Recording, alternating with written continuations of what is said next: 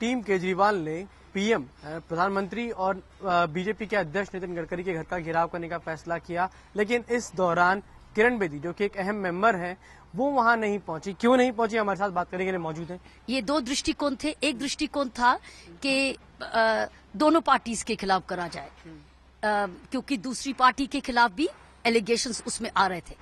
कई chief ministers की recommendation letters थी। चीफ मिनिस्टर्स ने अपने अपने प्रांत में घोटाला किया, जरूर किया होगा। ये तो सीबीआई की तफ्तीश जरूर बताएगी, क्योंकि सीबीआई की तफ्तीश तो किसी को भी नहीं बख्शना चाहिए, लेकिन कितनी स्वतंत्र है सीबीआई इसके इन्वेस्टिगेशन में तो समय ही बताएगा।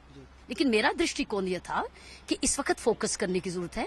फोकस उस पार्टी पर जो पार्टी सत्ता में है, जो जब चाहती है वो करती है।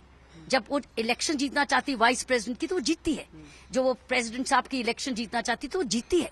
जब वो न्यूक्लियर बिल लाना चाहती तो लाती है। जब वो सारी किन की तनख्वाह बढ़ाना चाहती तो लाती है। तो लोकपाल बिल भी ला सकती है। तो आप रखो फोकस उस पार्टी पर जिसने हमारे साथ एक्चुअली धोखा किया है। लेकिन अरविंद का कहना है कि आपका एक सॉफ्ट कॉर्नर है उनके लिए, बीजेपी के लिए सॉफ्ट कॉर्नर है, ये उन्होंने खुद कहा है।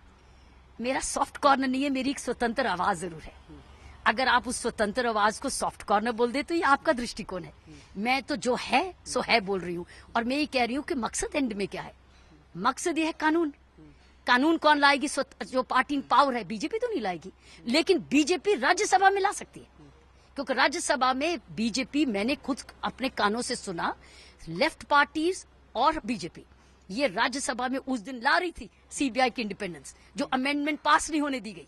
तो फिर आप उनको सबको एक ही ब्रश में क्यों टेप कर रहे हो? क्योंकि अभी भी उनके हाथ में है। जब सिलेक्ट कमेटी में जो वो बैठे हैं, कैसा सिलेक्ट कमेटी ड्राफ्ट करती कानून, फिर राज्यसभा में फिर इन्होंने पास करना है। तो आप सभी को आप भ्रष्ट कर रही हो, तो कानून कौन बनाएगा लिए? लेकिन किरण जी, जैसा कहा गया कि ये आंदोलन जो है ये पहले से तय किया गया था, तो आपने क्या पहले से अरविंद को ये बात ही नहीं बताई कि हमें बीजेपी के खिलाफ? मुझे इस आंदोलन का सिर्फ 2 दिन पहले ही पता चला कि ये आंदोलन हो रहा है।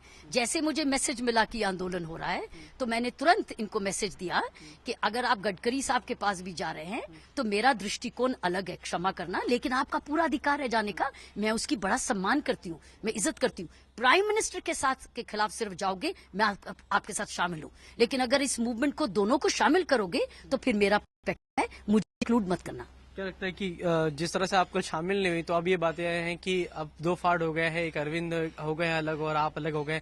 क्या अलग अलग हो गए आप? बिल्कुल नहीं। एक एंटी करप्शन की आवाज में तो जुड़ना जरूरी है, ना कि अलग होना। तो जब जब इस मूवमेंट में ये एंटी करप्शन की आवाज होगी, उसके साथ हम लोग जुड़े रहेंगे, क्योंकि यूनिटी स्ट्रेंथ। लेकिन दृष्टिकोण अलग अलग हो सकता है, और जरूर है कि अगर मैं किसी चीज में नहीं विश्वास करूंगी, मैं शामिल नहीं होंगी।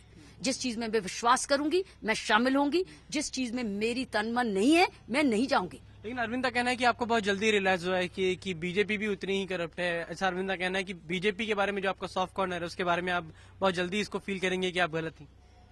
ये उनका दृष्टिकोण है। मैं यही कहूंगी कि इस वक्त फोकस का समय है, सबको शामिल करने का समय नहीं है, क्योंकि इन दी एंड फिर से कानून के लिए इन्हीं के पास जाना है। क्योंकि अरविंद एंड टीम पार्लियामेंट बैठ के कानून बनाने वाली नहीं है 2014 या 2013। जब भी अगर हम अरविंद की टीम से कुछ भी जीते हुए तो कुछ हाथ उंगलियों के गिने हुए लोग आएंगे, कानून इन्होंने नहीं बनाना है। इसलिए हम जिम्मेवारी डाले अपने विपक्ष पे भी कि हम आपसे अपेक्षा रखते हैं। अगर आपने कल को वापस जनता में जाना है तो जनता अब आपकी तरफ भी देख रही है। क्या आप सही स्वतंत्र सीबीआई लाएंगे हमारे लिए?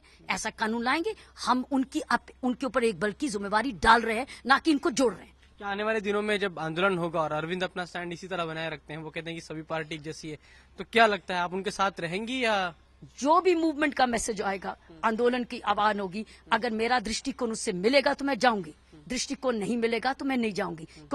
लेकिन अगर मुद्दे पर रहेंगे मैं बिल्कुल शामिल होंगी।